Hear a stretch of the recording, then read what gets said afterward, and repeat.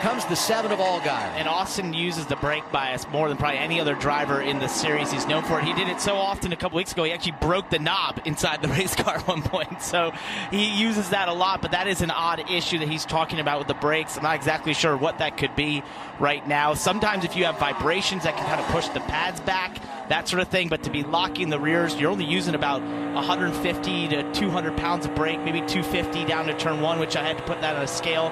That's like 15 to 25% of max brake that you would use here each lap into turn 1. So you shouldn't be having issues like that. A couple of things to watch here. Some big stories developing. Not only the battle for the lead, as Hill right now is holding off Justin Allgaier, but we're riding on board with Jeb Burton.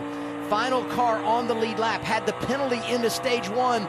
He wants to stay right here so he doesn't lose a lap, and at the very least wants to make sure that he's in the free pass position at the end of the stage if he does lose a lap, but I'm not sure he's going to be able to hang on to it. And it's going to be really tough to hold off Austin Hill here as he looks down the inside.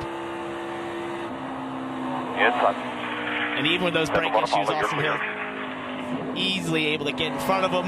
You don't want to go too far up. He's able to get away from him.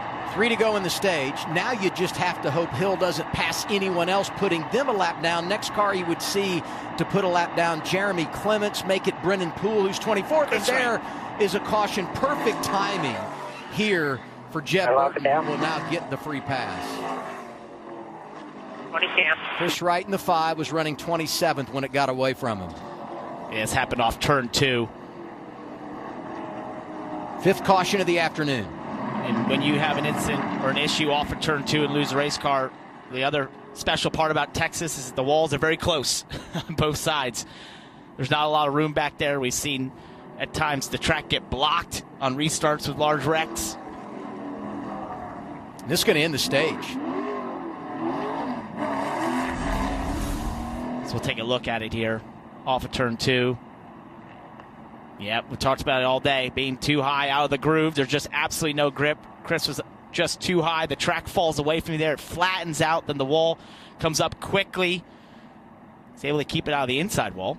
You know, we talked last week at Talladega about the level of concentration because you're just so locked in the draft. It's kind of the same here, right? I mean, if you miss your mark just a little, it gets away from you. And it's so odd as you look there, Sam Mayer on board, watching what happened to Chris Wright. You wouldn't think they were on a really drastically different line through that corner at that time. But the line between being in the grip and out of it is so fine, and there's no identifying marker to you. There's not a line on the racetrack that says here's grip, here isn't. You just have to feel it. You have to sense it. You just have to know. And it's a really tough thing. That's why we see cars that just get a little bit too far out of the groove suddenly lose all that grip. And when you get out there, it can at times, especially if you go high enough, feel like ice potentially that you've hit, which is just what makes this place so tough. Confirming Jeb Burton will get the free pass, get back on the lead lap. He's 25th right now in the running order.